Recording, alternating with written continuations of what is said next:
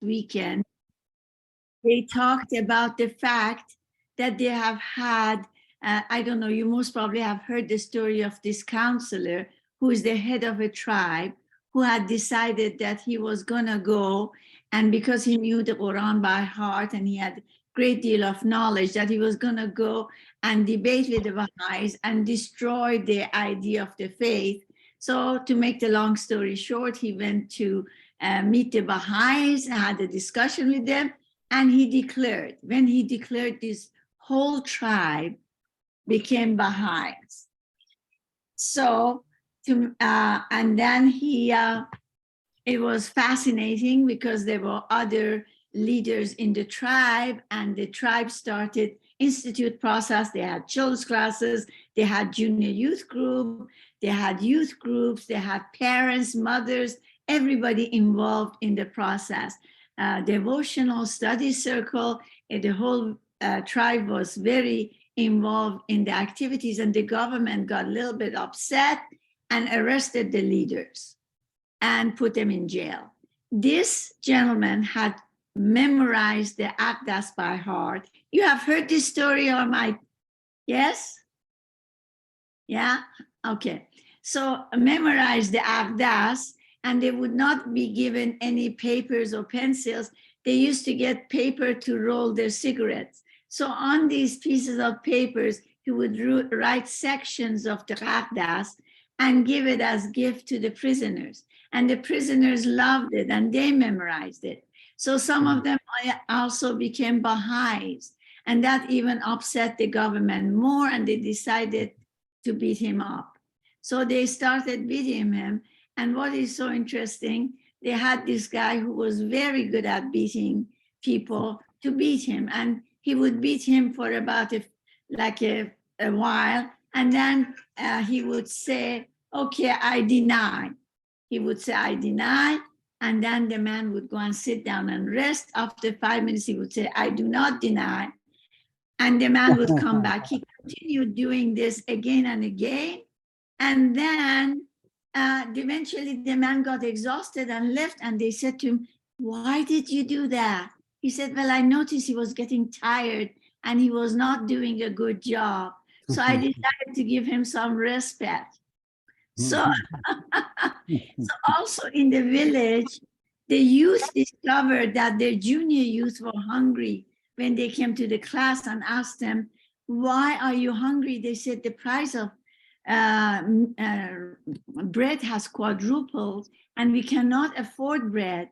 So they went home and talked it over with their mothers, and the mother said, we can make bread at cost price and sell it to the junior youth family so they can have bread. So they started a bread factory.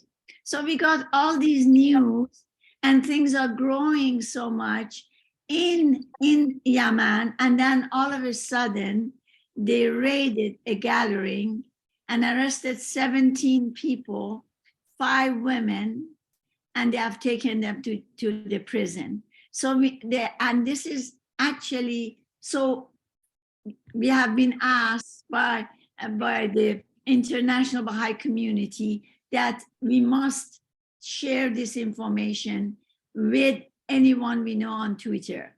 So please share it with anyone you know on Twitter. So it's very important that people know what's going on in Yemen concerning the prisoners. Thank you so much, Shahla June. Because Layli has to leave, we will shorten this, and then maybe a little later, I do have the Twitter, and I do have the little thing, and it is very heartbreaking. So I don't know if I need to share it tonight with the friends or not, but thank you, Shahla June. It's always wonderful to have you here. Sheila, would you like to say a prayer? Lady, do you have 10 more minutes? Yeah, of course, Rose. It's okay. Okay. Oh, my Lord, thou knowest that the people are encircled with pain and calamities and are environed with hardships and trouble. Every trial doth attack man, and every dire adversity doth assail him like unto the assault of a serpent. There is no shelter and asylum for him, except under the wing of thy protection, preservation, guard, and custody.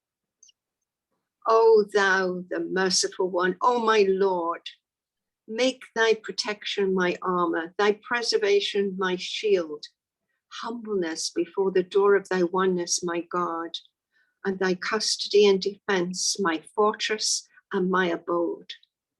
Preserve me from the suggestion of self and desire, and guard me from every sickness, trial, difficulty, and ordeal. Verily, thou art the protector, the guardian, the preserver, the sufficer, and verily, thou art the merciful of the most merciful.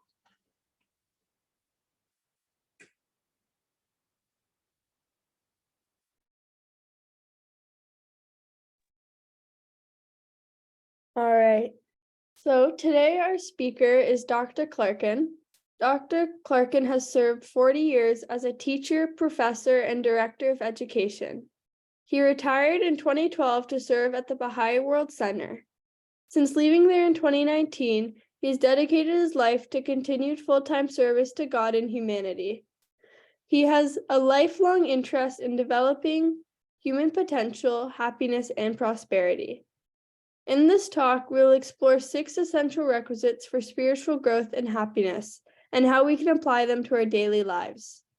Dr. Clarken has spent decades exploring this topic, both from a religious and scientific perspective. He will share his findings and understandings in a way that is both memorable and practical. Thank you for coming here to share with us today.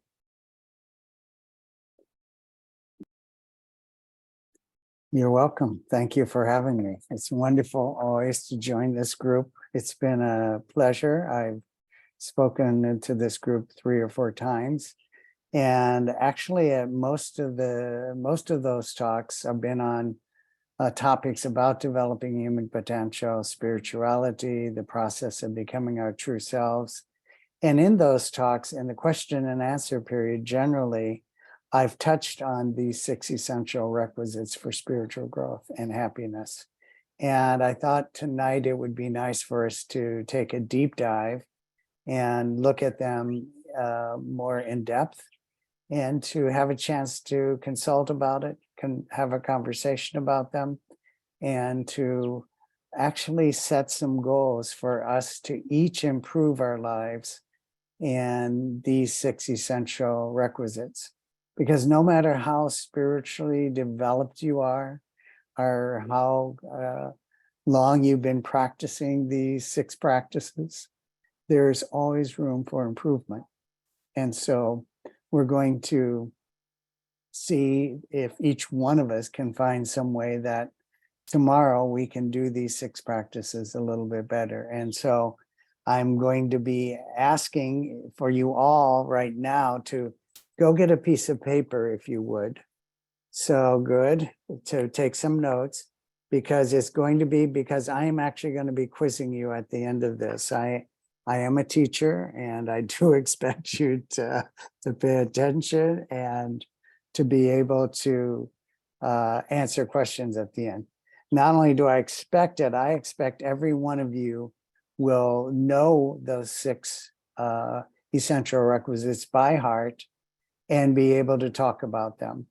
And not only be able to talk about them here, but with your other friends, because I think it's very important that you keep these in your memory, that you're able to always call on them, and that you are in a continual process of bringing yourself to account on these practices. And they are practices, just like when you practice anything. For instance, when we first learned to practice speaking, we can't say anything. We are goo-goo and gaga, and we do babbling and such like that. It doesn't come, any practice takes effort, and it takes a lot of trial and error. These practices, these spiritual practices, are just like that. If you're learning any new skill, any new thing. It's going to require you to start off at a place where you're going to be rather clumsy at it. You're going to feel uncomfortable about it, and you're going to need to work at it and keep some, have some goals set and have some way to reward yourself to be able to keep going with these. So if you've got your paper, what I want you to do is on the, thank you, Sheila, for being a good student and showing your work. I want you on the, it'd be the edge of your paper to write the word prisms and leave some space so that you kind of fill up the whole paper. So put a P, leave 3 or 4 spaces, depending on how big your paper is, so that you can fit prisms on the side of your paper. Because prisms actually spells the 6 essential requisites for spiritual growth. And these are requisites that I believe if you study all the religions or any of the religions, you'll find these practices are key to all of the faiths. And so no matter what your religion is, or even if you have no religion, if you're trying to develop happiness, I believe the foundation of happiness is based on spirituality. True spirituality leads to true happiness. And so if you are finding that your spirituality isn't bringing you joy or happiness, then you need to make some adjustment, because the whole foundation of spiritual behavior is there to create happiness in human beings. And this is something that no matter who you talk to, wherever culture you go to, it is a universal desire. People have an innate desire to be happy. This is a God-given desire. And this desire is going to be most fulfilled when we follow the precepts or the practices that God has given us through all the religions. And I'm not talking about just the major religions. These practices also are in indigenous faiths and in different belief systems. And sometimes they go by different names, but you will find, I think, that these will be found everywhere. And many of you already know them because we've talked about them. We will start though with the P. We're going to work down them, and we will then talk about them to the extent you want to. We have time afterwards to go into depth, but what I'm going to actually do is stop at each practice and see if you want to explore it further.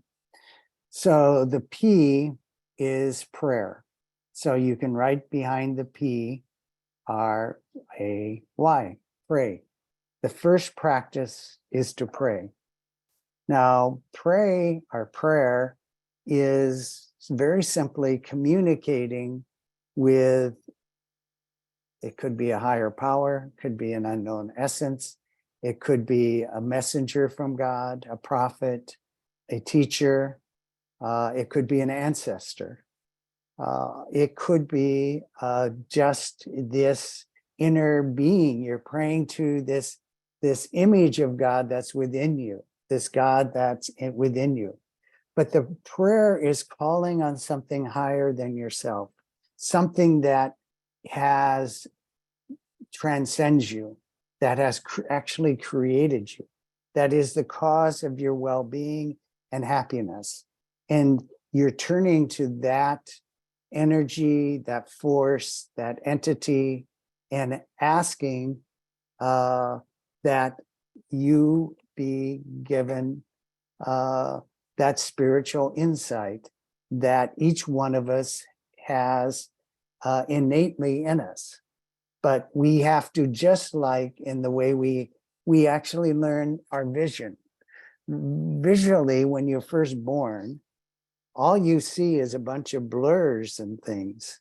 Over time, your brain is able to start distinguishing, well, this is a background, this is a face, but it takes you months and thousands of hours of practice to visually begin to discriminate. We also need that same kind of practice, learning to talk to or to see God, to see this higher essence. And so prayer is essential. Whatever you do, even if you're an atheist, and I would say even as an atheist, you are going at some time when you have nowhere else to turn, you are going to turn to some higher power to ask for assistance. And I believe that assistance will be given to you. And that the more that you learn to pray, that those prayers will become more powerful and more enlightened. And I want to give you a few pointers about prayer before we go on. First of all, for those of you who are Baha'is on this podcast, the House of Justice and the founder of the Baha'i faith, Baha'u'llah, make very special emphasis that the obligatory prayer should be said daily. It is an obligatory prayer. It is a law of God. In the same way we have physical laws, for instance, we have laws that we have to breathe, we have to take in water, we have to do various things to continue living. This is a law for us to spiritually grow. So what happens is we have a soul that isn't necessarily visible, but that soul is in this body and connected with this mind. And that soul is developing its capacities to be born for the time when this body and mind have died, and all you have left is your soul. So it's an embryonic being, it's an embryonic soul. It starts off just like we started off, like a one-cell creature. And gradually it begins to form all of the capacities and qualities it needs to function in this world. We are now in this world developing all the spiritual capacities. And one of those capacities is to pray to this higher essence that has created us, that our soul has been made in the image of, that our soul can reflect all the names and attributes of that creator. So one of the keys for prayer, because prayer in different religions and in different eras has gone into different shapes and things. And as you may know, in some religions, people will be making a big show of prayer, that, oh, I'm how holy I am. In some places, people will be saying prayers out loud as they're walking. Are they in some places where they pray, they put their forehead on the ground, and so they want to leave a mark on their forehead to show people. So prayer for them is not about developing their soul. Prayer for them is about showing other people how spiritual they are. It's kind of like a side effect. If I have what looks like spirituality, then people will think I'm spiritual. But God is not very impressed with that kind of prayer. And generally, most people aren't either. And so the key to prayer is not the kind of way you say it, where you say it, all of that. The key is your heart. And as the writings of the various religions suggest, you need to pray with a PhD. And so behind prayer, you might want to write down PhD, because each one of you can be working on and develop your PhD in prayer. And the PhD stands for Pure Hearted devotion. The key to prayer is the purity of your heart, the humility and detachment. And so if you read the various religions and about prayer, one of the key aspects of the prayer is that it should be pure. It shouldn't be hypocritical. It shouldn't be selfish, like, oh God, give me this and that. It should be pure hearted and detached. So how can you take whatever prayer you're saying, and if you're a Baha'i, take one of the obligatory prayers. So first of all, I would say if you're not saying a prayer, because I want each one of you to set a goal for prayer, so that in the next week, if, for instance, if you're not praying, that you try praying and you try to find different ways to pray.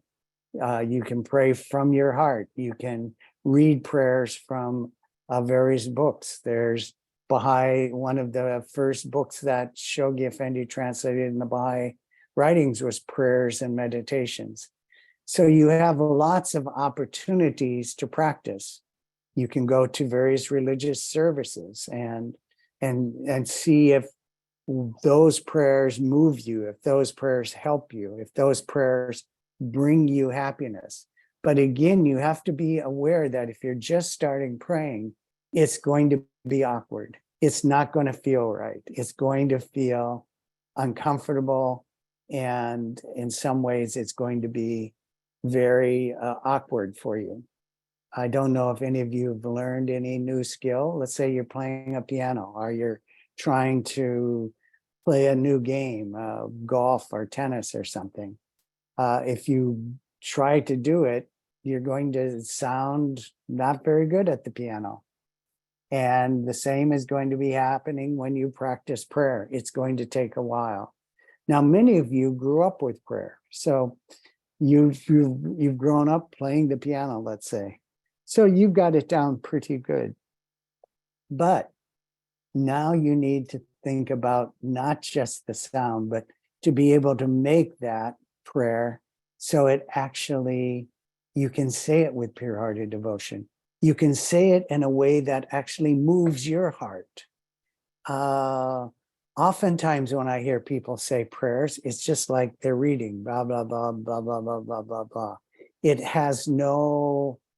doesn't feel like it has any meaning to them. It doesn't feel like it is pure-hearted. It feels sometimes like it's an obligation and they're just saying it, or they happen to be in a group and it's their turn. And so they read some prayer. So one of the things you can do is to say, this next week, a goal is, can I say my prayers with more pure-hearted devotion? Or can I say it with more purity? Can I say it with more humility? Can I say it with more detachment? When I'm saying the prayer, am I thinking about other things? Am I attached to some idea of what God should, or whoever's answering the prayer is going to do? So with that, I'd like to just stop, and because I want to make this a bit more of a conversation, to see if anybody has any comments, additions, because this is a topic we could spend the whole night just on prayer. It's a topic we could go into the depth, but would somebody like to share a comment or a question? And one of the things you can do is you can put that in the chat so that everyone can see it, or you are free to raise your hand, and I'm guessing Boruz or Layli will call on you. So you have a moment to write down your goal. And if you need to, you may want to write down a way, how are you going to bring yourself to account about the goal? So one of the things about setting a goal is it should be measurable. How are you going to measure whether you've accomplished your goal? So think about that. Think about, can I measure it?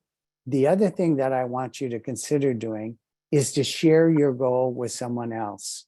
Now, if you want, you can put your goal up here on the chat, because once you share your goal with somebody else, you are much more likely to fulfill that.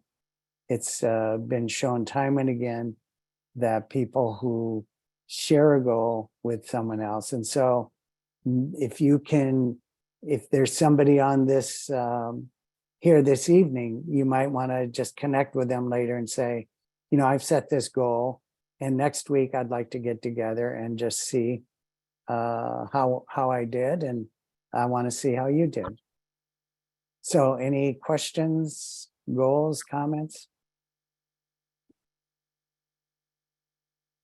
May I ask a question?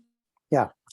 You know, sometimes, you know, if say a friend asks, because we have to be detached in prayer, as you mentioned, and we say it, you know, with the purity of hearted devotion. And some people, you know, they ask for healing prayer. Yeah. And now you are not that much detached, you know, like my friend, you know, Uh-huh. her brother has got cancer, and she was asking me that I pray for him. And I'm doing it in my class that I'm doing, you know, I'm teaching Yeah. Qigong. Yeah. And she's not a Baha'i, Mhm.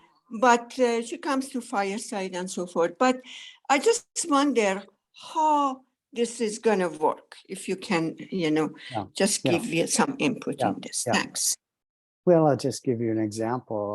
2 hours ago, I was in a neighborhood, and in the community here, it's a housing project. And one of the ladies came up, and I was chatting. I go there tutoring, working with the children and youth. And one of the ladies actually did come and was saying, you know, how her family has a history of cancer and this and that. And one of her relatives is suffering with it now. And I just said, would you like me to say a prayer for them? And, you know, you can go into that condition, I think, with more practice. You know, it's a matter of, let's say, I'm just thinking about that particular person, you know, you're feeling love for that person. So, I mean, you say it that like you mean it, like you love them, you know. Thy name is my healing, oh my God. And remembrance of thee is my remedy, oh my hope. And just bring yourself into that spiritual state. And it will move you. I think if your prayers don't move you, then I think you need to try something different. You And know, the reason, I'm sorry to interrupt you, yeah, no. but you know, the reason I asked you this question, because now we want something from God. Like, you know, when my daughter was sick with cancer, and she was, you know, she had a stage 4 cancer when we find out. And of course, I was praying to God every day for her. Yes. With purity of heart and everything, but Yes. still she passed away. But sometimes, you know, when now I think of prayer, even healing prayer, I always think, you know what, I do this healing prayer for whatever it is that God knows that good for this person to happen for him. Exactly. Okay, thank you. So I believe God answers every prayer, and I believe God answered your prayers. And I am sorry, this is a tremendous loss. And, you know, Most probably, you know, Shadi. I think I do. Yeah, because she was, you know, she was in Baha'i World Center, worked there for more than 25 years. Yeah. So I'm very sorry to hear this. It is heartbreaking. But again, these prayers are not, this is where the detachment comes in. And this is where humility comes in. When you offer the prayer, you do not know how God is going to answer. You do not know the wisdom. And it isn't often until later that the wisdom of whatever happens, and it may not be what we want to happen, but that wisdom becomes apparent. And one thing that I'm thinking about is just praying to your daughter. Your daughter is now in such a state of awareness and a state of connection to the higher power. You know, I call on my sister who passed away and my mother and father because, and they weren't Baha'is, but the very fact that they have left this world and they're in the next world. Number one, I'm praying for their souls to advance. But number two, I'm praying for them to help me because they, whatever their condition was, they're in so much better position to help me than they were. It'd be like a little embryo saying to somebody out here, please, you know, feed me, you know, you know, help me. We're in a position to help that embryo. That embryo is not in that position. And so we need to call on them. And you know, I feel in some ways closer because you're not limited. You know, they're there all the time. They're able to be with your soul, communicate with you at any time. It's what limits us is our own limited vision. We don't see that world. And so we've got to cultivate that inner eye so that we know that my sister and your daughter are in this place and that we are going to be going to that place and that we need to be cultivating.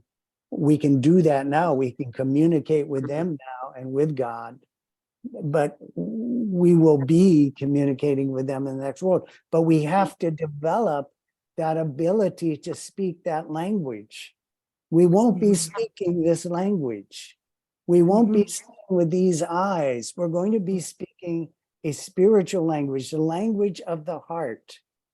We're going to be seeing with the soul, not with these physical eyes. So how will I recognize my sister and you, your daughter, in the next world? Will I recognize their souls? Will they, you know?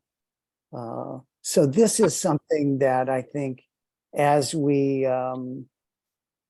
think about these things, we have to recognize that, you know, we don't know the answer. In fact, this lady, as she was leaving, she said, "Thank you so much." And I said, "But also see a doctor." You know, pray, but pray, yes, the prayer was good, but you also need to see a doctor. So Thank you so much. yeah. Any other comments or questions before we go on to our second one? Dr. Valerie Dawn wanted to ask a question, and then I want to ask you a question. Go ahead. Yes. I wanted to make a comment. I'm having a little trouble hearing you, Valerie. So I'm can't wondering hear if you could get close, if you could get closer to your microphone. I'm not sure what it is. Okay. Can you hear me better? A little better. Thank you. I see you better. That's nice. Well, you mentioned language of the Yes. heart. Yes, yes. And I wanted to make the comment that there are different ways that people pray, Yes, and that prayer is not restricted to the voice. exactly. It's not restricted to the speaking voice or the poetry of language. Definitely. And I want to just give one example because I am a sacred dancer. And I pray to God through movement. And so for anyone who has not had this throughout your life, this has been my entire life. Yeah. So from the earliest age that I can recall, I have been involved in prayer. Yeah. But for those who have not, I want them to be very strongly aware that there are different ways Yes. to do this. And I'll leave it at that. Thanks. Well, and I would say this, the most powerful way is to not say it out loud. Most of the time I pray, I am just praying in my heart. And the prayer I say most often, God help me. And I'm saying it all the time. You know, I'm going down to this neighborhood and I'm sitting out front. Children are supposed to come, school is out, nobody's coming. God help me, you know, I'm here to serve, but I realize that I can't do anything. I can't make the people come out, but here comes this lady, here comes another lady. You know, we sit and start talking, other people start coming, you know, God help me. I'm not saying it, but I'm feeling it. But you know, our very actions are prayers. You know, service is prayer. If you do something with excellence, it is prayer. So we have to get out of this, you know, this is praying or this is praying, whatever it is. Prayer we should be in a constant state of prayer. That's, you know, Abdu'l-Baha says this is the best condition to be in, to always be communing with God. Every moment, every time we are with someone else, we are communing with God as we commune with them. We are talking to their soul and not to their body. We are not attached to how they look or how they speak or what all these things that are this world makes us limited to see. We're able to see their essence, their soul. So Farouz.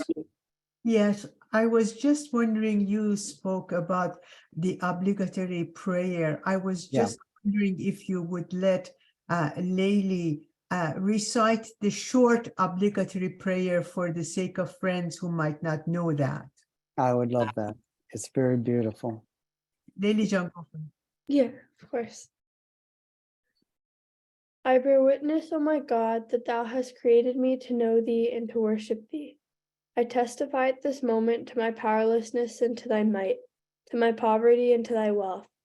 There is none other God but thee, the help in peril, the self-subsisting. Allah. Actually, I'd like to take that prayer and to see how the very act of praying helps us to understand the condition of how we should pray. So I bear witness. I bear witness. What does that mean? I bear witness. Sometimes we need to stop and interrogate the very words we're saying. I bear witness, oh my God. I mean, you are standing before God. You are bearing witness to God that thou hast created me, that I was created by this power, that you created me. That's who I'm talking to. I bear witness to this being, this essence. Oh my God, that thou hast created me. I am just your creation. Why did you create me? To know thee and to worship thee. That's in that one sentence. You could live your whole life on that.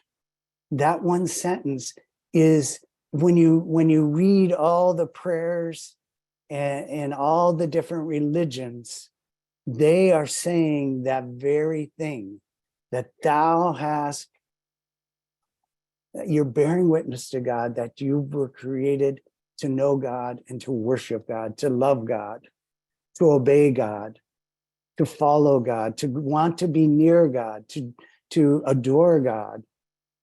Then Baha'u'llah instructs us to say every day, this is a prayer. It takes you can do it in 15 seconds, literally. What is this? This is God's obligation to us. We can fulfill that obligation in 15 seconds. It's nothing. But here's the next condition. So if you want to know how to be pure-hearted, you need to testify at this moment. That means You're right now, get into that state where I am testifying. Have you seen people in churches and places testifying? They are testifying from their heart. They are moved. They are testifying that to my powerlessness. See, that's humility. There's your humility. And there's your detachment. You think you got power? I think I can go down to that neighborhood and teach people and bring them into the faith or awaken them spiritually. No, I am powerless. But if I pray, just as for tonight, I prayed for tonight. I prayed that the people would be moved, that God would move me, that God would help me, inspire me to be able to say the words that would help people to be inspired. But because I realized my powerlessness, but God has all that might. If he wants this woman who was walking down the street to come over and start a conversation to me, he's going to happen. I need to just be open to that. So to my powerlessness, that might, to my poverty, I have nothing. Everything I have was given to me. Everything I've got was a gift from God. And if I want to take pride in that, that's my folly. That's my mistake. That I am poverty and God is wealth. So, the prayer is teaching us how to pray, the attitude to have to pray. But if we don't stop and engage with that prayer, if we don't stop and immerse ourselves in that, if we don't stop and meditate on what that means, and if we don't stop and try to say that with our heart, not with our voice, with our heart, I bear witness. Do you really bear witness? Or are you just doing this obligation? What does that mean to really bear witness? Thou art the help in peril and the self-subsisting. So onward to number 2 on our list. It's an R, and many of you know what it is. What do you, somebody want to say it? It's reading. Somebody I think is saying it, but they're Rely on God, nope. Read. Read. R-E-A-D. Read. Every morning and every evening, or every day, whatever your belief system is, every day you should read some holy writings. You should read the Word of God. You should read Scripture every day. Again, in the same way that every day you should eat and drink and rest and all of those things. If you don't do this every day, those things, your body, it's physical laws. The physical laws say you have to do these things to be healthy. Spiritual laws say you have to do these things to be healthy. And if you choose not to do them, it's your loss. It's not, God is not losing anything. It's all for your benefit. So you should, and again, if you're an atheist, I suggest you pick different scriptures and just start reading them. And I'm not saying read a book, I'm saying read a sentence. In fact, I think the shorter you read, maybe the better.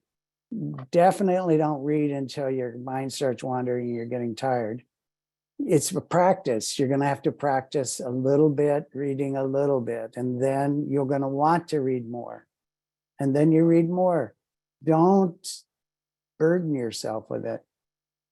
And if you're a Baha'i, Baha'u'llah says, if you're going to be faithful to his covenant and testament, which most Baha'is want to do, you have to read or recite. In the Kitab-i Aqdas, he actually uses the word recite.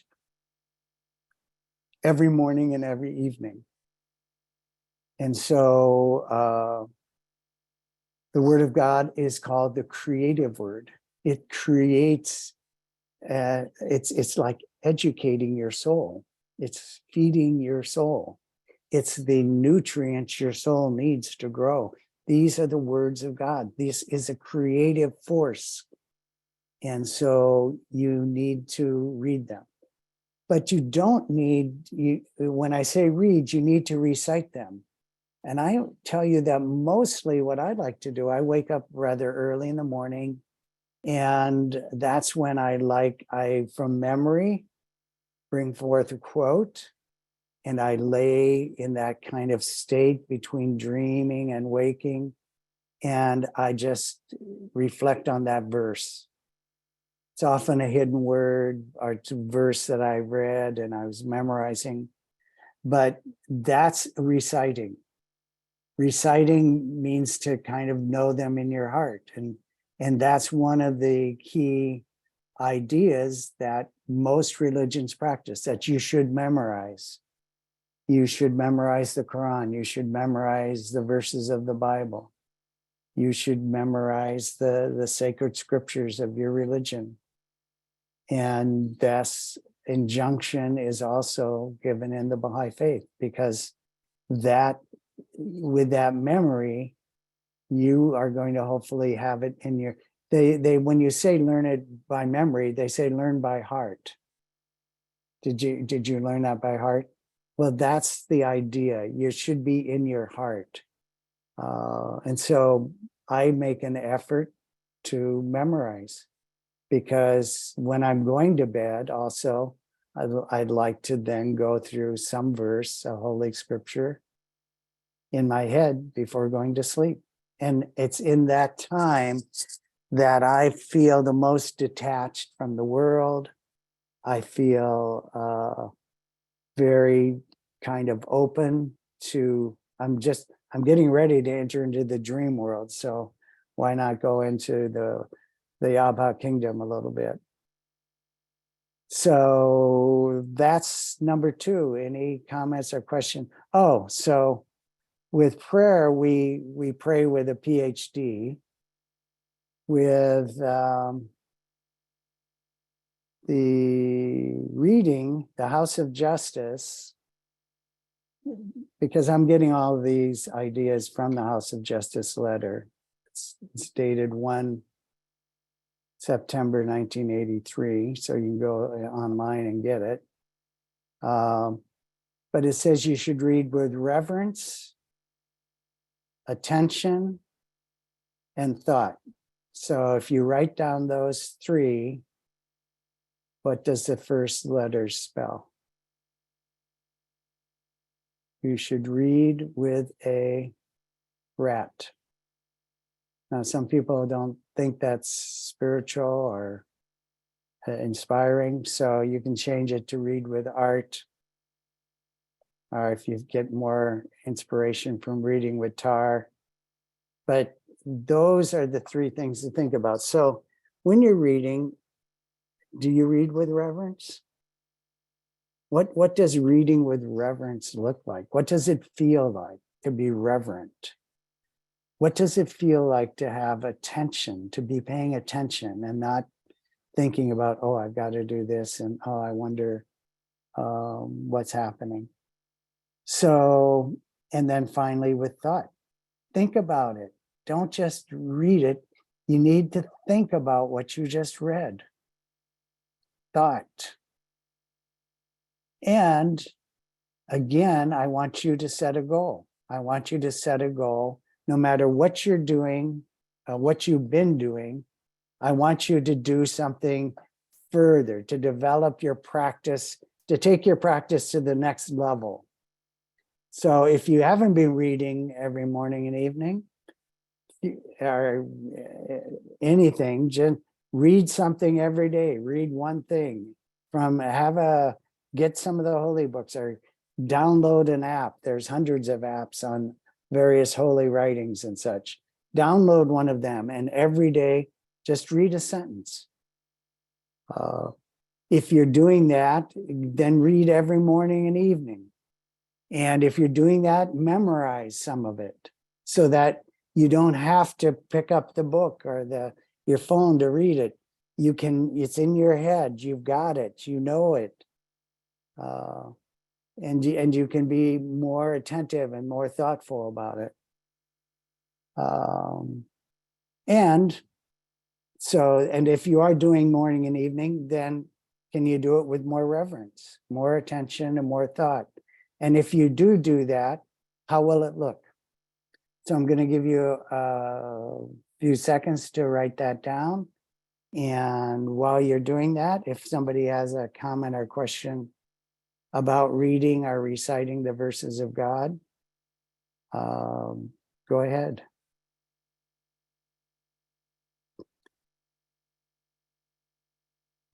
Yeah, I see somebody has posted their daily listservs and such. They used to actually publish books, day books, that would have a reading every morning and one every evening.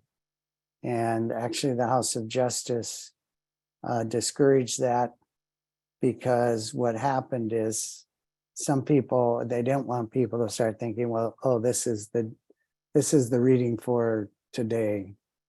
You know, there is no reading for today. You're free to read anything. And so where the books gave this impression, oh, this is the July 9th reading. So just be conscious of that. And because I see somebody put up about listservs, and all of that's good. Any comments or questions? All right, then let's go on to number 3, which I'm going to skip, because what I'm going to do is actually follow the listing, the way that the House of Justice gave it. And I transposed 2 of them to fit the word prisms. So I'm going to go with the M, which goes with prayer and reading. And it's called meditation. Meditate. So not only, and the reason I want to put those 3 together, they're the first 3 the House of Justice mentions, but those 3 really become like internal things that you do to feed your soul and to nurture your soul. The next 3 are actually going to be to exercise your soul. So in the same way in real life, you need to feed your body. But if you just feed it and you don't exercise, that's not healthy. And if you just exercise and don't feed it, that's not also healthy. So you've really got to do all 6 of these essential requisites, because this is the path towards true spirituality. This is the path to true happiness. And as we go on, I'm going to talk more about the science of happiness, but I want to go through these 6 first, but to see how the science of happiness supports spirituality as foundational to happiness. Whereas most of our culture, the Western materialistic culture, is promoting material solutions, are solutions that are actually destructive, like drugs and alcohol, are wasteful entertainments and activities that people suggest will bring you happiness, but they actually are destructive to happiness. So M is to meditate. And just like we are to pray with a PhD and read with a rat, we are to meditate on the cuff. That's CUFF. So you can write that down there.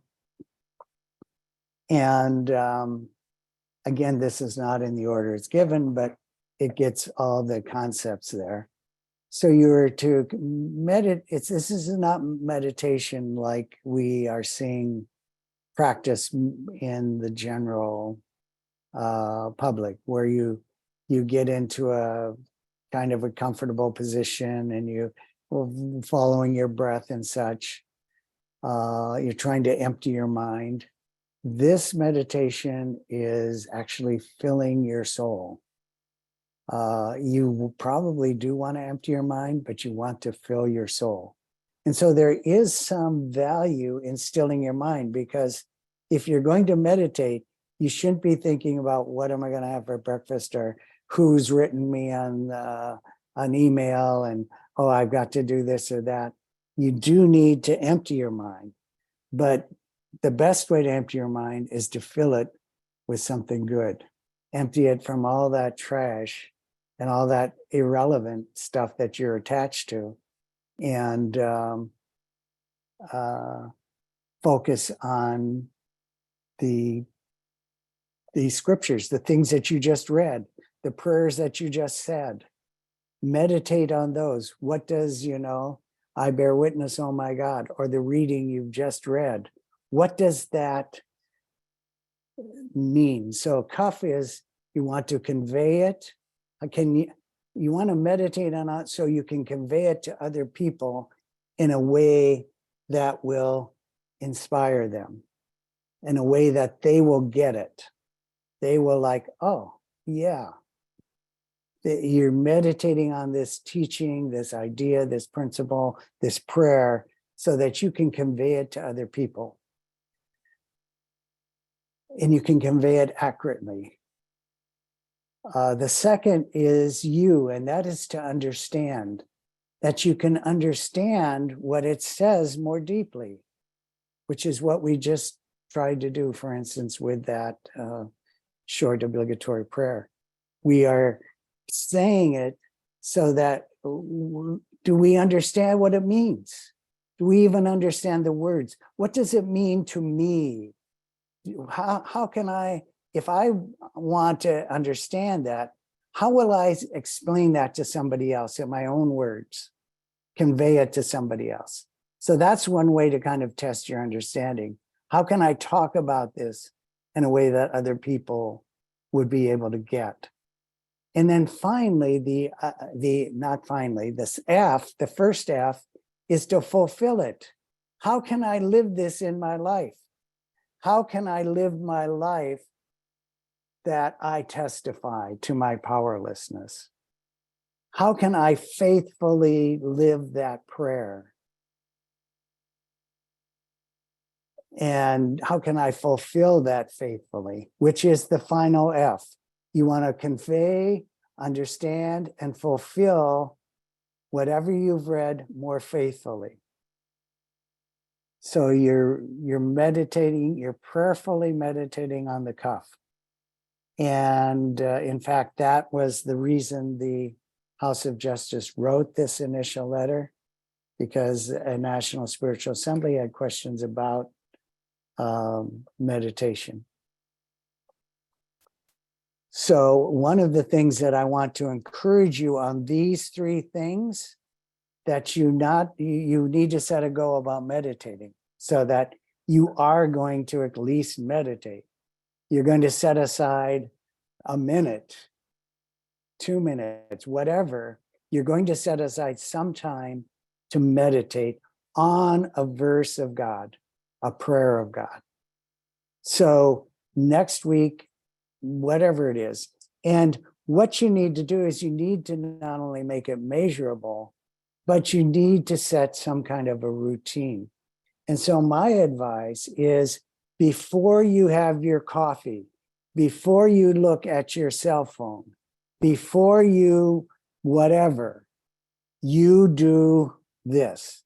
Before you do the next thing, you're going to do that. Because if you don't schedule this stuff into your life, life is going to fill up and you're not going to do it. And we're not talking again about much time. This is very simple, very short. You can do all of this in a half an hour. And in fact, again, if you're just starting to do this, I suggest probably a half an hour is about as much as you're going to take. But let your mind, body, and soul kind of tell you.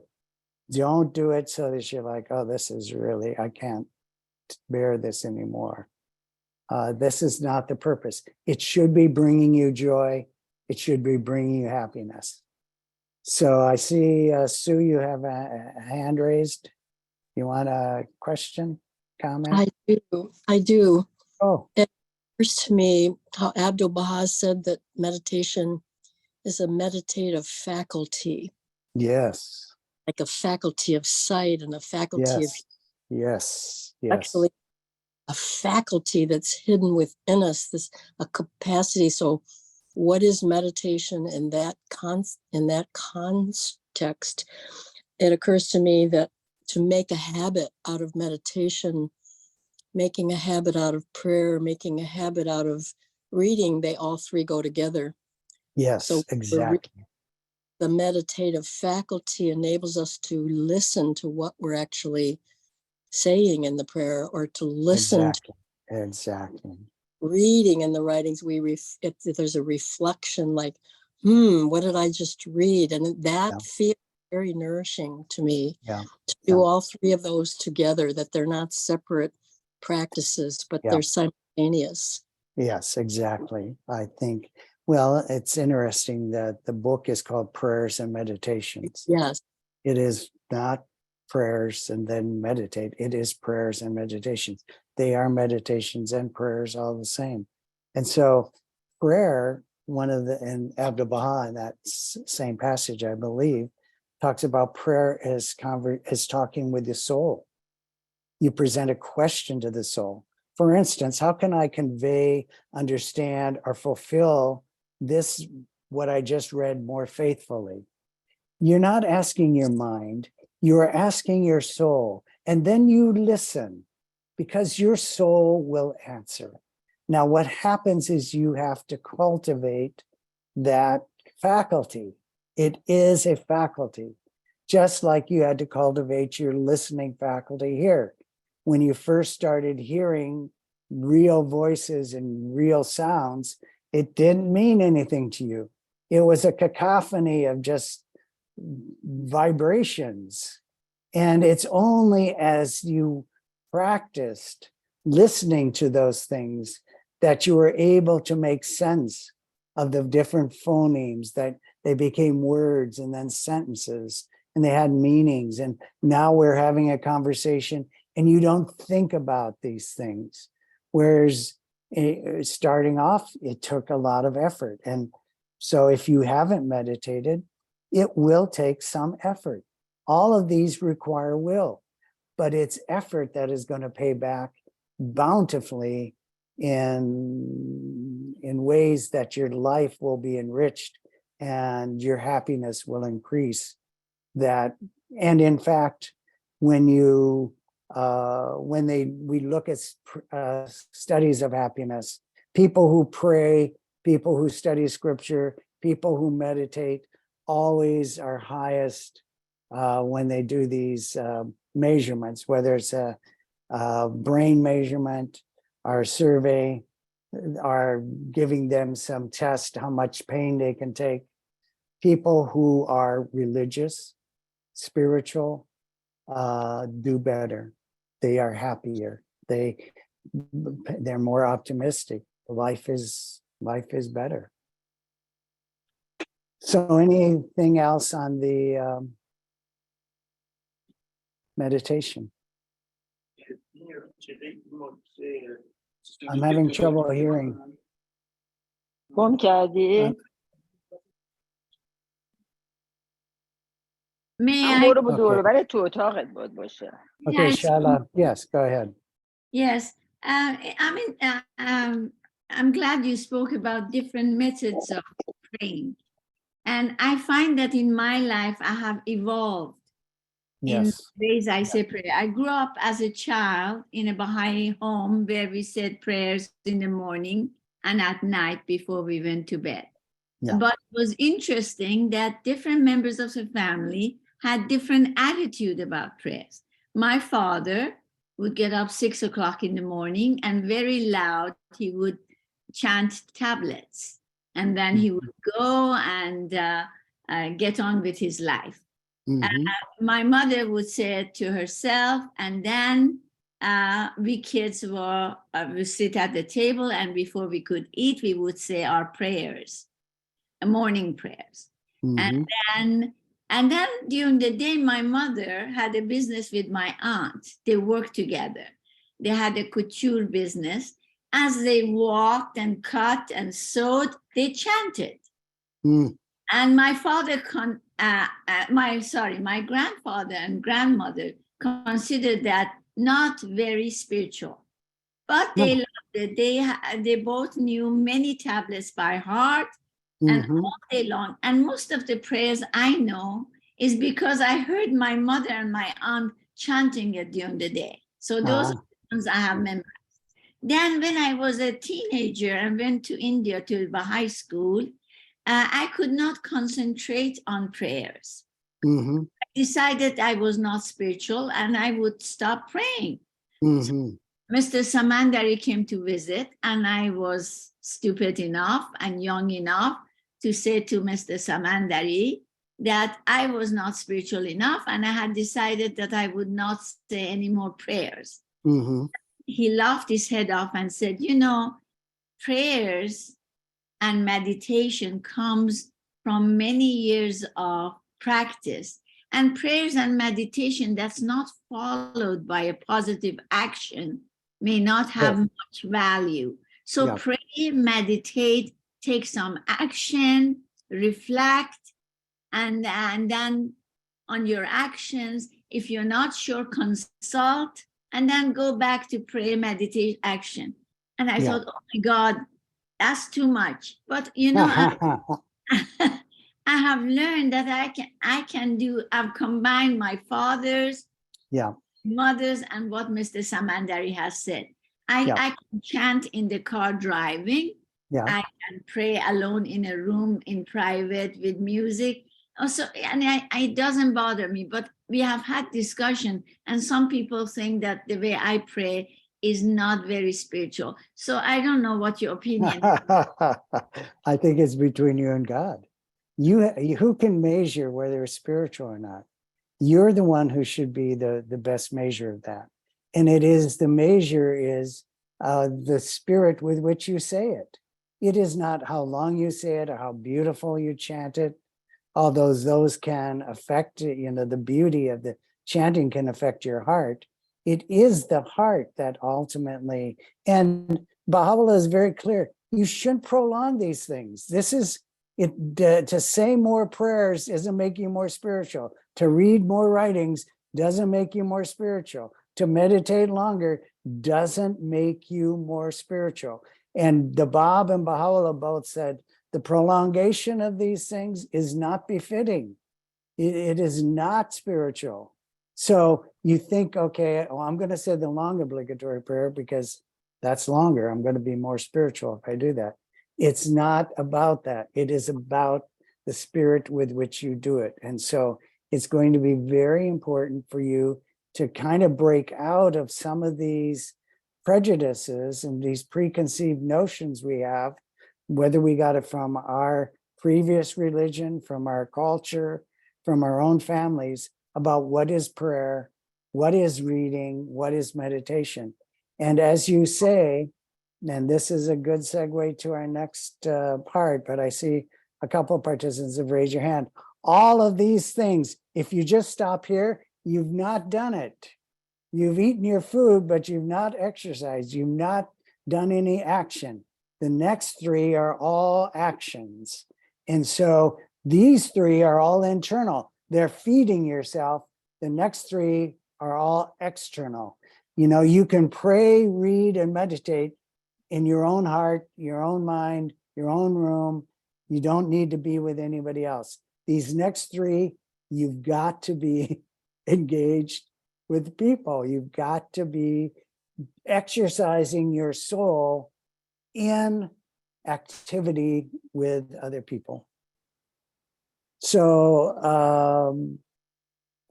I don't know who. I'm going to let Farouz decide. Do we go on or do we take any raised hands now? It's your choice.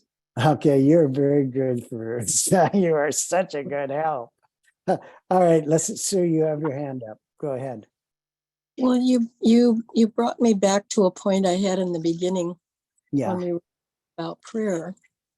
And to read a prayer or to recite a prayer or say a prayer is not necessarily praying. exactly. To pray Thank you. is a state of being, actually. Yes, yes, yes. Reading could be you could be reading from anything, and Yeah. it comes across somebody's a beautiful reader, somebody's not, but it doesn't Mm. necessarily transport us to the kingdom and back again. So Yeah, I yeah. think that's an important distinction to make. What is it to actually pray and to be in a state? Exactly. To Shala's point, no, not to allow the distraction of other people's judgment of the purity of our own heart and motive, because doing dishes could be a prayer. Work performed Yeah. in the spirit Yeah. of service is a prayer. Exactly. Prayer, Exactly. a prayerful state. Maybe we're still evolving and we still have a way to go to actually each of us become. I keep thinking of the many mashra-galazkars that are being built around the world. Mhm. And emotional core activity began, I began to feel like each one of us as human beings becomes a mashra-galazkar, a living, moving, mobile Mhm. mashra-galazkar, us in being almost in a constant state of prayer, because when we Yeah. leave that building and we go out in a devotional attitude to be of service to our community, we carry that prayer, we carry that prayerful attitude with us. We don't turn it off and go back to the practical world anymore. So this is the transformation that I think the prayer, the reading, and the meditation, the devotional attitude can produce in Well, us. and that's the interesting thing about the Mashriko Ashkar. It isn't just prayer and devotion.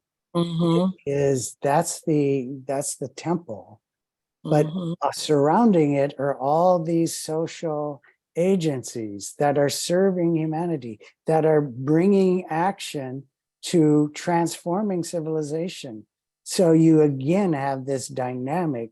The mm-hmm. Mashriko Ashkar combines both that what we might call more the devotional aspect with the more service aspect. And so, yeah. So thank you. So Rod, onward. Rod, Yes. would you like to tell us what are the dependencies, all those institutions that should be around a Mashra al-Askar, please?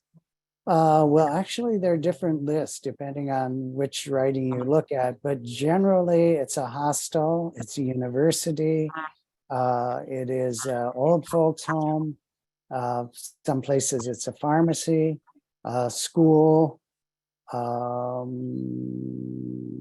help me, other people. Orphanage, thank you.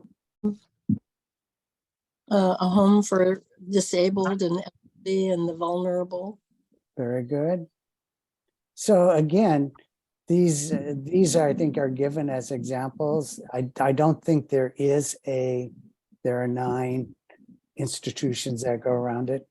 There will be these institutions, and like I say, there are different writings from Abdul Baha and that indicate what some of those will be. And we had Baha'i home, and we don't have now anymore. And Yes. we're going to build them archives now around the Baha'i Uh-huh. temple, beautiful archives. Uh-huh. And yeah, I'm in Chicago. I'm 5 days in the Baha'i temple. Sorry, I didn't put my hand up, but Okay. That's right okay. now we don't have none of them. But one thing good happened. 4 or 5 homes they bought around of the temple.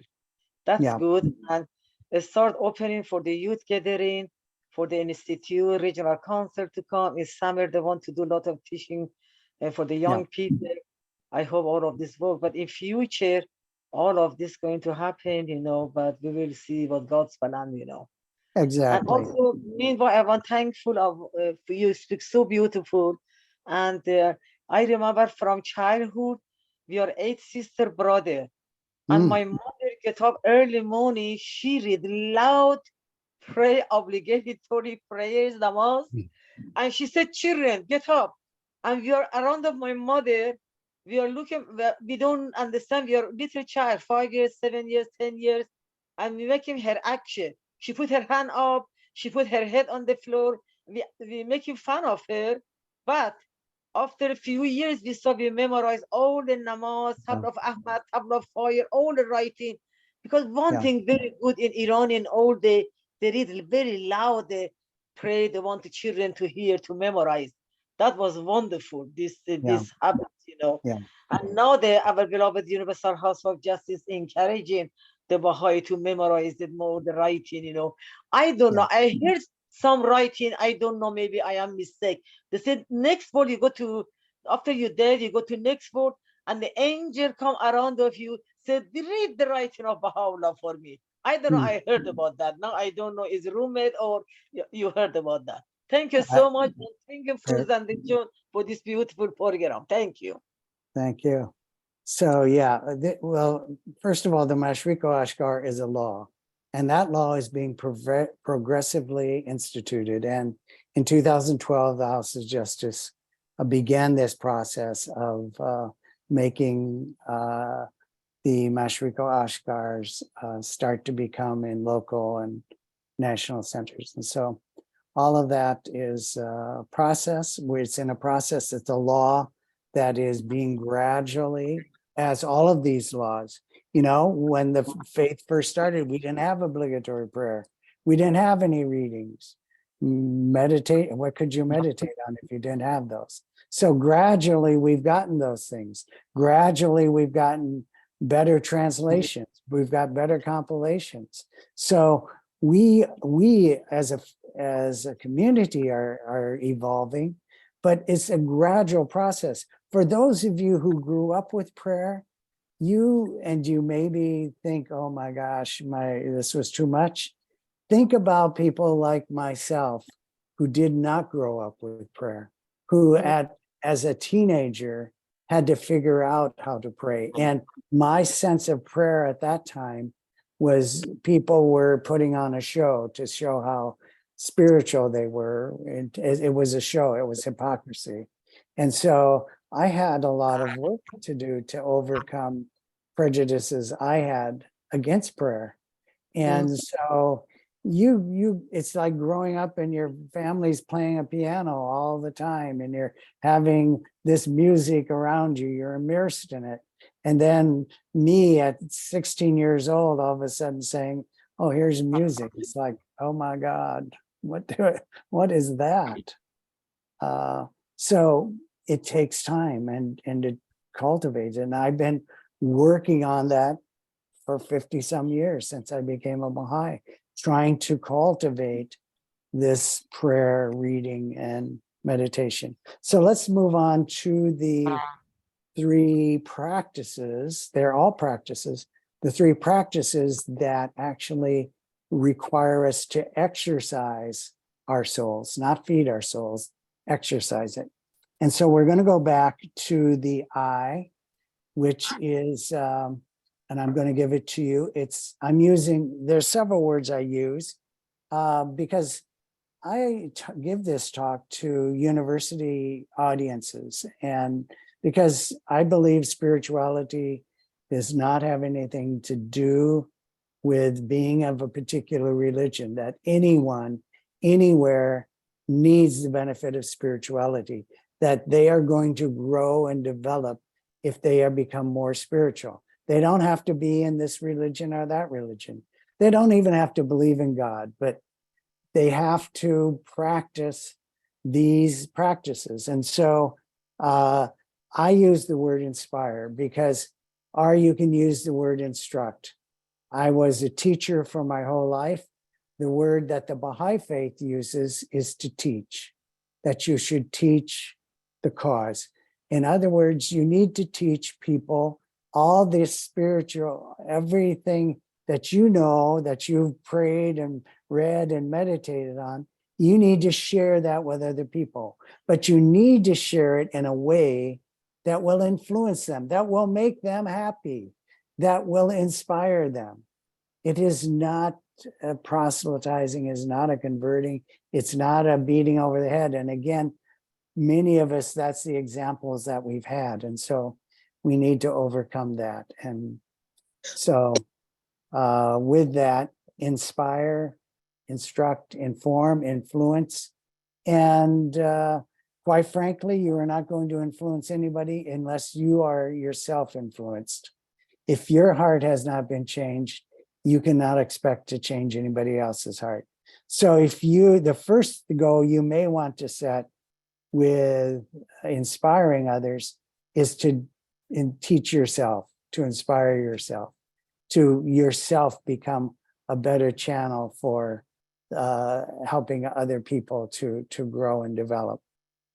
So set yourself, I'd like you to take a minute now to kind of set a goal. If you're not teaching or inspiring others, or influencing or instructing, I want you to set a goal for next week that you can measure, that you're going to try to influence a soul, you're going to try and inspire somebody, you're going to try and make yourself a better person so that people will be inspired by your life, by your words, by your actions.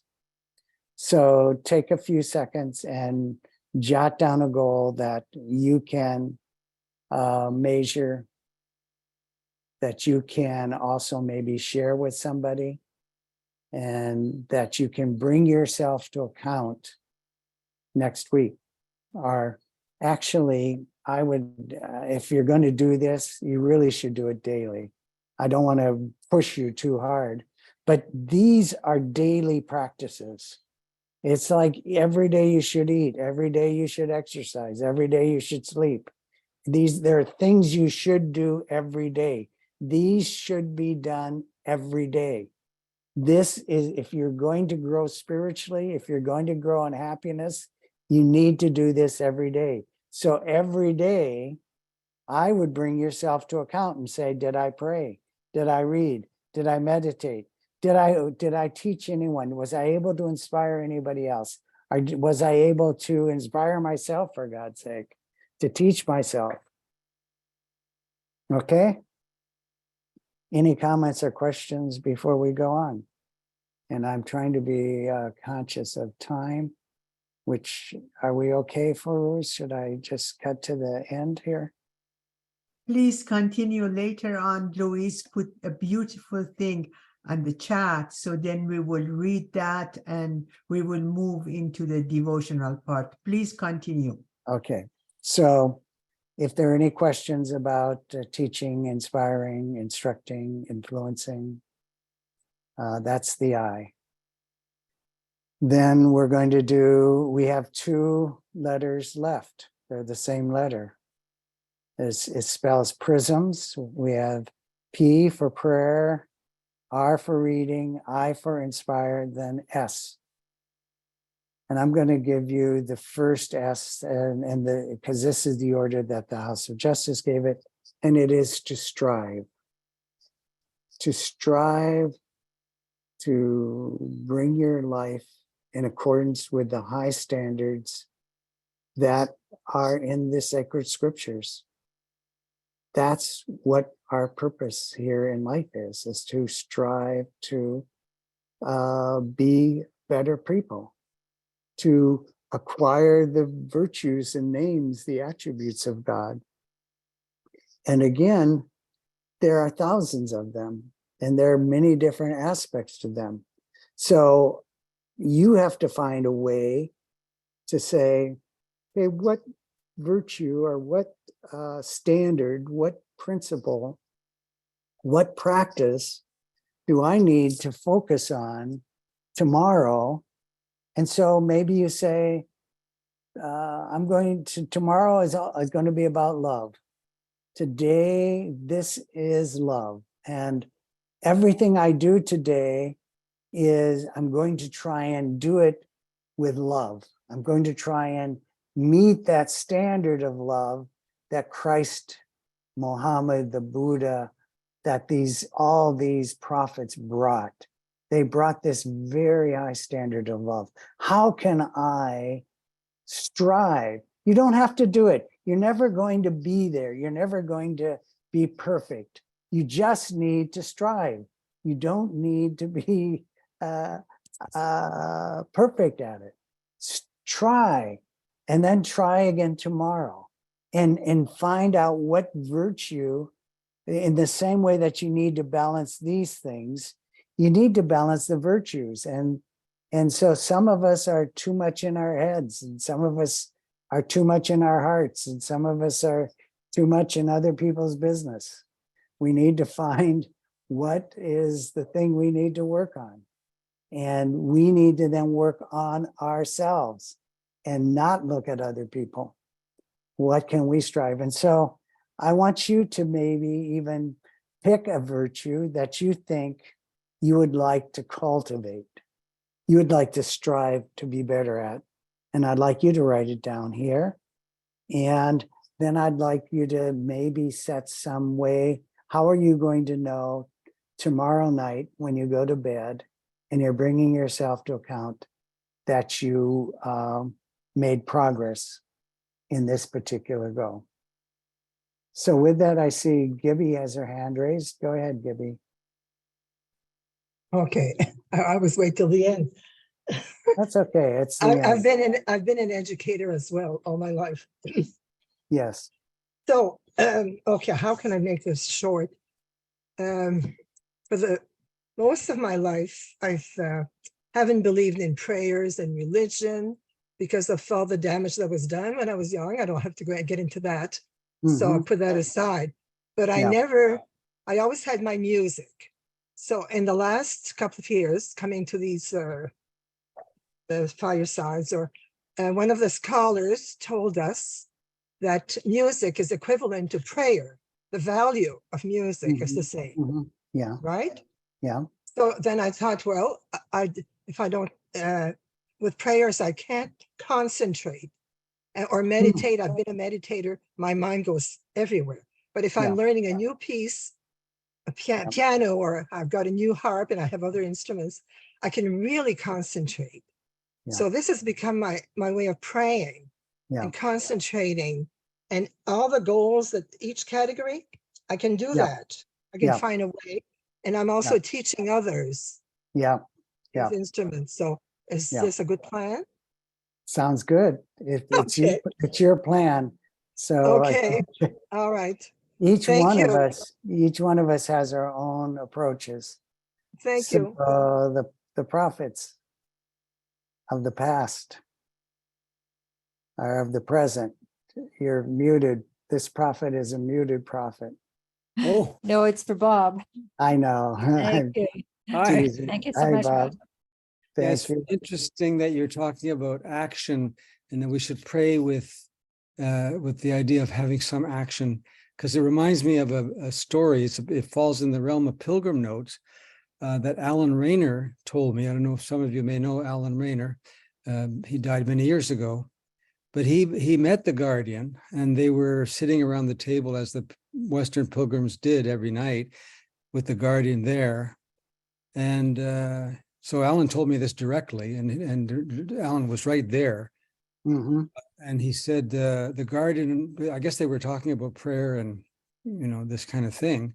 And that was the conversation topic. And all of a sudden the Guardian said, just kind of blurted out, prayer is useless. And everybody was shocked, and they looked at each other. Well, what's the Guardian mean? And then he said, meditation is useless. And again, they were all shocked and wondering what he was meaning. And he said, unless accompanied by action. So that's the Pilgrim's Note, but Alan remembered it very clearly, that your prayer it's no use praying if you're not going to act. So you can find that in writing. So it's not that Pilgrim Note, but the idea that it must accompany action. Otherwise, it doesn't bring any effect. I mean, you need to take that from the spiritual realm and put it into the material. That's the whole spiritual process. We are souls that have a body. It is through our actions that we develop the quality of the souls. It is by our soul saying, body, get up out of bed and go and teach somebody and strive and be a little bit more loving, for God's sake. And it is getting this body that wants to stay in bed and wants to care about just itself and isn't interested in how you feel or whether you're tired or whatever. It is interested in satisfying its own desires. And so because your soul has to work through this body and in this world, you become stronger. This body is like the weight. It's like dead weight, actually, that we have to lift up. And as we move it, we get stronger and stronger, just as we start lifting different weights. And the harder people are to love, it's like, okay, let's see if I can do it. And as you do that, you get stronger. And if you just have around loving people all the time, you don't have anything, it's just, you're not developing your strength. It's through these troubles and sufferings that you're able to exercise you're able to strive. Otherwise, there's nothing to strive for. All right. Anything else on striving? Then let's deal with the last S, which is service. And service is actually, interestingly, in the Baha'i faith, service is prayer. Work is worship. And in this dispensation, work has been elevated to this very lofty station that work performed in the spirit of service is like a prayer. One of the things that one of the new translations of one of Abdu'l-Baha's talks about, when you bring your brush to the canvas, and it's like being in the temple. It is like offering your prayer to heaven. If you go to the reference library in the new translations of Abdu'l-Baha, it's the very last one. It's quite beautiful. Maybe somebody can go there and put it up. So service, and you're serving God, but you're serving humanity. The way you serve God is by serving other people. You don't serve God by staying in your little cave and saying, "Oh God, I serve you." You serve God by serving God's creation, and it is hard. You have to become more detached. You have to become more humble. You have to become pure if you're going to do this service in the right spirit. And so what happens is every one of these 6 essential requisites is related to the other ones.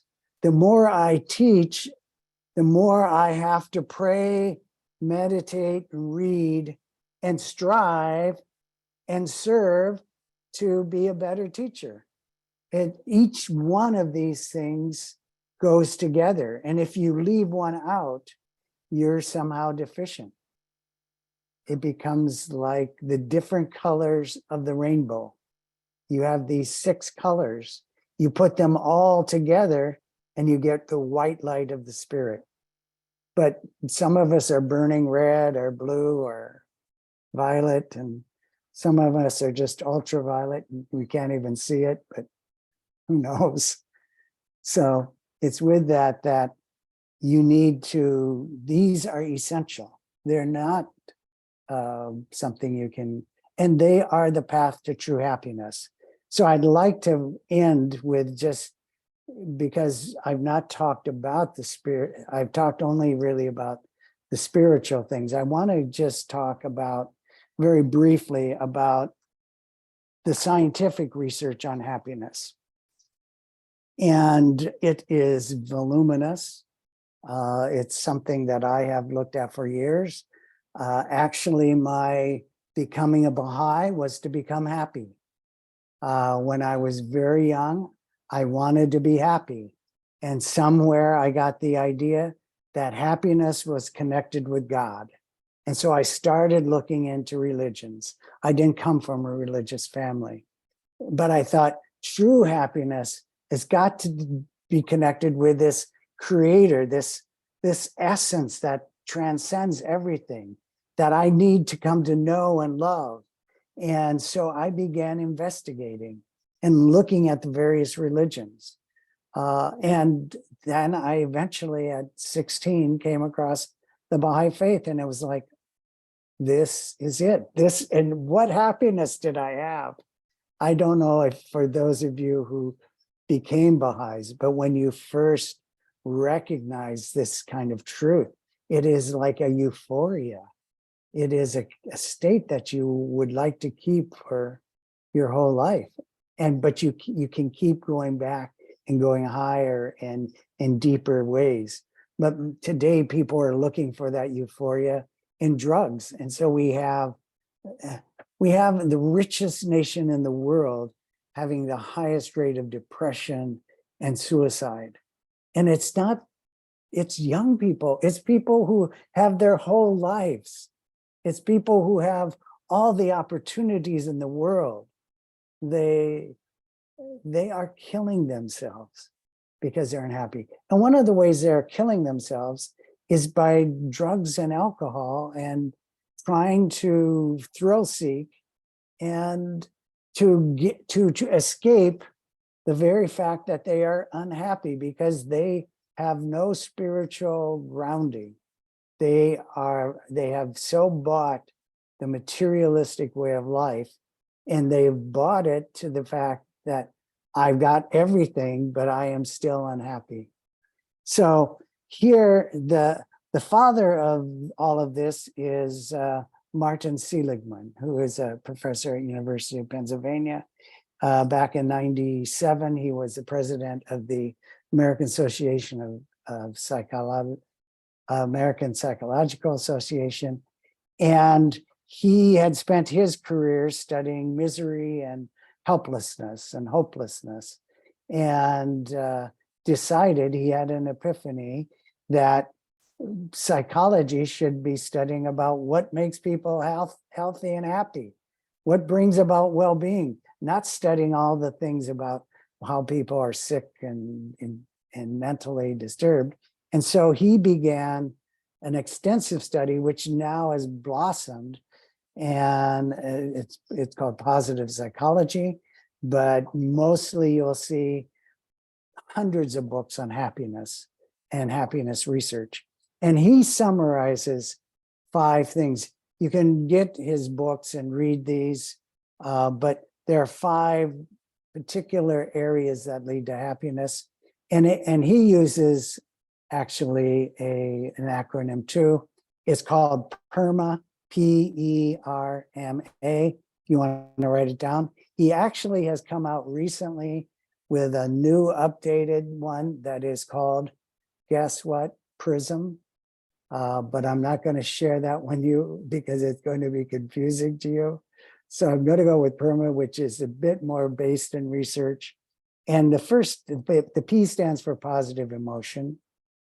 And again, I'm just going to talk very quickly about how spirituality is tied to positive emotion.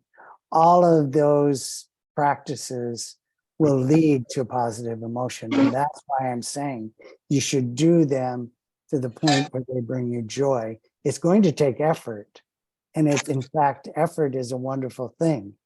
And when you then are successful, that's when you get the joy. When you're learning to play the piano, it may be hard doing all the chords and all of the scales and such. But when you finally get it, you produce beautiful music. So positive emotion is P. E is engagement. And engagement is most related to this area of service, that you are engaged in life, that you are engaged with other people, that you are doing something that you find meaningful and productive. R is relationships. One of the universal findings is that relationships are key to happiness. People who are in positive relationships are happier. People who are living, who do not have relationships. And we're not only talking about happiness, we're talking well-being. People who are happier live longer, they are healthier, they are wealthier, they are on every social scale, they do better than people who are not. The M is meaning. And again, spirituality gives the meaning and mattering that is essential to happiness. And so I think if you, again, look at the spiritual teachings, it's rather obvious how they relate. And then the A is for accomplishment. Again, you need to do something with your life. You need to accomplish something. And the real accomplishment in this life is not getting the new car or the big house or the promotion. The real accomplishment is developing your soul, because that's the car and the big house and the promotion don't go with you. They're dust, they're gone. They're in your mind, their imagination. What goes with you is your soul. So if you're going to accomplish anything, you want to accomplish the development of your soul. So that concludes my talk, and thank you. And I'm happy if we have time for doing any questions or comments. And it's been wonderful to be with you. I thank you. I'm happy. It brings happiness to me. So, because I'm getting to do, when I give a talk like this, I have to do every one of these things. I'm doing every one. I'm praying, I'm reading, I am teaching, I'm serving, I'm striving, I'm meditating. You So, don't know how happy we are. that makes me more happy. You know, the greatest gift you can give to someone else is to bring joy to their heart, which is what Abdul Baha said. And I believe that. And that brings joy to my heart. How lovely to see your face, Almitra. Ms. Henderson, thank you for being with us, even when you were in your car. There are a few things that we need to deal with. One, okay, there are three hands. One is what Louise put in the chat about prayers in the morning. I don't see Louis, so probably, Louis, are you there? Okay, I read it. Yeah. I read it because it's about it. Okay, Louis, would you like to read it about the indigenous people that you wrote? Yes, I will do that. Yes, and thank you so much, Rod. This was really inspiring, and yeah, it's Thank you. really good to have a good review, all of us as Baha'is and as people who believe in prayer.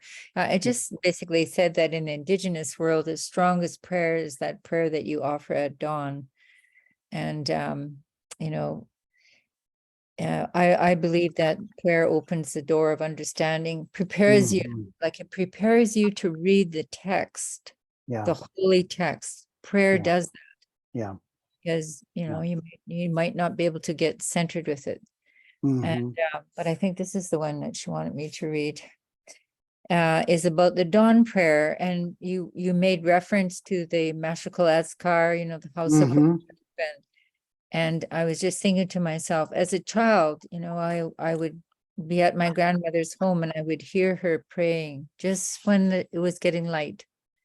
And she said that's the most powerful prayer, and that's when we should ask what we're going to do today, and that at the end of the day, she said, you give thanks for doing that. She said, if you just attempt to do it, you please God, she said. So yeah.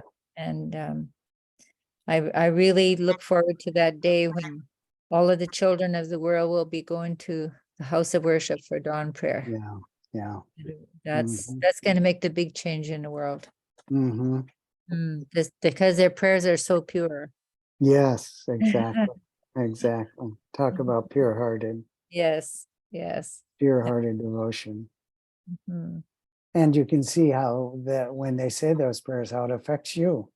Yes. So when indeed. somebody says a prayer with pure-hearted devotion, it's like, oh yeah, Oh, I yeah, love it. yeah, How precious. yes. Thank you so much, Louise. Appreciate it. Louise will be our guest speaker in a few weeks. Wonderful. Yes. We have all these hands. We have prayers and a short video of what has happened. I am a little conflicted. We're going to go over 9 o'clock. So the friends, if you need to leave, thank you for supporting us. We love you. Come back next week, 7 o'clock. But Dr. Clarken, can we continue to go past 9 o'clock? Of course, I can go till 10. Okay, I'm a young man. Of course. Perfect. Just perfect. Okay, so then we will ask Quanta. Quanta, go for it. Thank you very much. I really appreciate it. It was very inspiring and informational. There is one thing that I wanted to ask is, you were mentioning that people who are happy are wealthy. So I was No, wondering, I what is didn't your say that. definition? No, that's not what I That- meant. Okay, so because Healthy, I know a healthy. lot of people Oh, that are very miserable. And oh, then there are no, there, I mean, the science, the research about happiness, this is the scientific research, that on the average, happier people make more money than unhappy people. So we don't know cause and effect there, but live longer, they are healthier, they have fewer heart attacks, fewer strokes, all these social indicators, fewer suicides, the general social healthy indicators are strong with people who are happy. And there is a very high correlation with happiness and religiosity. Yeah, I can believe that, because I was thinking Abdul Baha says when he was in prison, he was very happy, and they live, I mean, as you know, they lived in abject poverty. Exactly. Thank you very much. Appreciate You're your welcome. time, and Thank you, it dear. was wonderful. Thank you. Thank you. Thank you, Also, while they're putting, while we're asking these questions, if anybody would like to share one of their goals in the chat, or for my own personal feedback, if anybody has something they liked or they wish would have been different in the talk, if they put that in the chat so I can help do better next time, hopefully. So next person, I think I'll let Buruz handle it. I'm not sure. I just have a quick question. I didn't get the full name of this person who did scientific research. I only got the name Martin. Yeah. Martin Seligman with 2 N's. He wrote, the original book was called Authentic Happiness. And in there, he identified 24 signature strengths. And if you go and look at those signature strengths, one of them actually is spirituality, but others are such things as temperance, and they're basically virtues. So basically what he's saying is cultivate these strengths. These will lead to happiness, authentic happiness, not this wishy-washy, this happy birthday, happiness, whatever that comes and goes. Thank you. Yeah.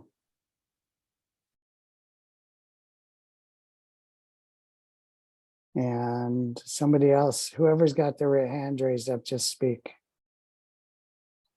or whoever wants to speak, speak. I was just thinking, Abdu'l-Baha's greeting, I believe it was especially when he was in America, Yeah, his greeting to people instead of "How are you?" was "Are you happy?" yeah, yeah. And then alternatively, he would often say to us, "Be happy," that it's a state of being, Yes, yes. a state of being. Yes, yes. And just the idea of beginning to change the habit of saying mindlessly, robotically, "How are you?" Yeah, when we meet yeah, each other is actually to really change the dynamic by saying, "Are you happy?" yeah, yeah, And because it makes us think yeah, yeah. and then go inside and feel, am I happy? And Mhm. if you're not happy in this day, when, for what day will you? And this Exactly. opens up an Exactly. elevated conversation also. Exactly. And, you know, one of the, I try and practice what I'm talking about here. And one of the strivings I've done is to look upon people with a bright and friendly face. I mean, it just changes everything. That's one of the standards that, you know, be worthy of the trust of thy neighbor and look upon them with a bright and friendly face. Just try it. You're going to find it's good. It feels good. Thank you so much, friends. Thank you. Mr. Taherzadeh, if it's a question, please, but if it's a remark, we want to make sure we have time to pray for our friends in Yemen. Yes, of Go course. ahead, please. Thank you so much. Yes. It's a recommendation for a future talk by dear Rod, that all these practices that you mentioned, of course, this is my personal view. They are I mean, these should not be regarded as robotic, as was mentioned by someone, maybe Sue mentioned robotic actions or robotic practice. So we're not talking about robotic practices. Of course, I know you're not, but we should not take them as robotic practices. I feel they are predicated on the nature of the human being, meaning these become effective if we regard the human being in its true nature, which is an infinite, it's an infinite and eternal nature. So that's when all this makes sense and all this works and all this produces euphoria. The euphoria that you mentioned comes when we see that this is a eternal and infinite potential and process that is infinite in time and space.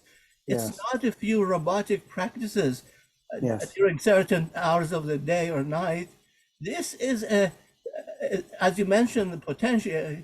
One of your interests, you said the human potential. This potential is so deep.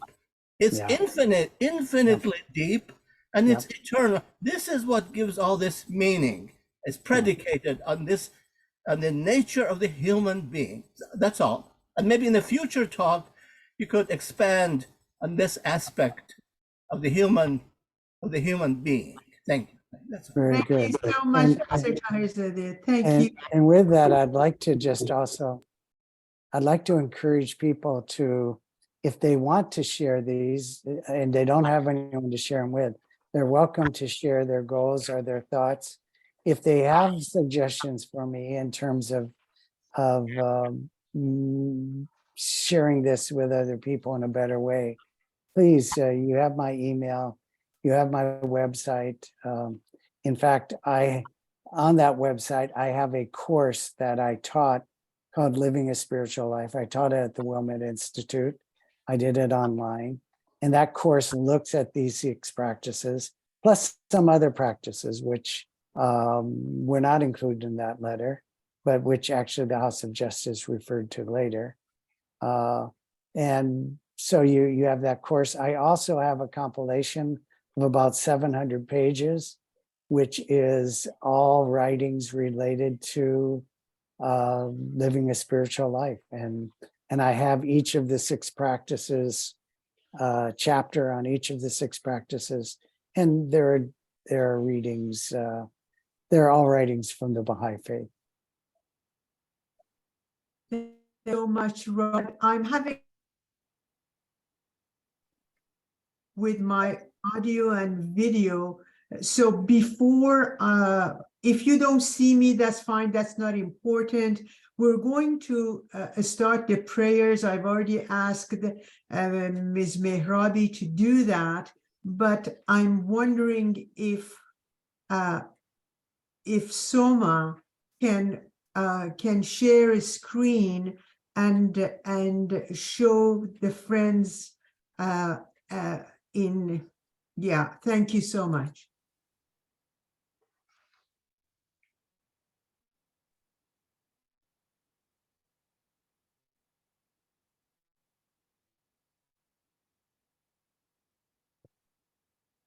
We're not getting audio if they're supposed to be. So much, and it doesn't have any audio. It has it. I think I think the problem may be when you share, you have to also share audio, not just video. And we had this problem before here. You have to click on those 2 little things that says audio before you start it. Oh, yeah, I got it. Share, stop the share. Well, wait a minute, please.